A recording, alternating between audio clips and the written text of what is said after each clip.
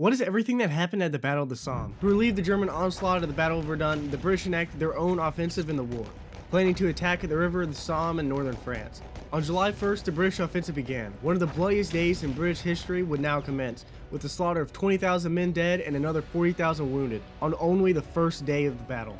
One reason the casualties were so high is because the Germans knew that the British were coming and had reinforced the area. The information was given over by other POWs and signs of British buildup in the area, including more frequent plane patrols and mines blowing up prematurely. In the early morning of September 15th, 50 British tanks had come purring from the darkness towards the German trenches at the Battle of Flers-Courcelette, a small battle in the larger offensive at the Somme.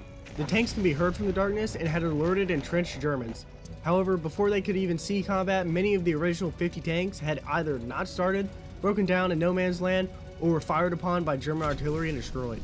Of the tanks that had not broken down, the German trenches would unload upon them. By the end of the battle, the British had seized key points, and victory was ensured by the introduction of these armored vehicles, allowing infantry to creep up behind them as they destroyed enemy barbed wire, and took most of the German fire. This introduction of weapon would change the battlefield and change wars to come. After 141 days of constant assaults, the Battle of the Somme ended on the 18th of November.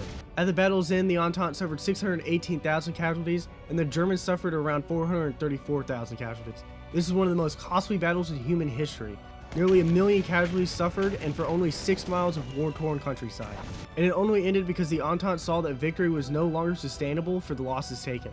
However, the battle did succeed in its original purpose to stall and slow the German assault at Verdun.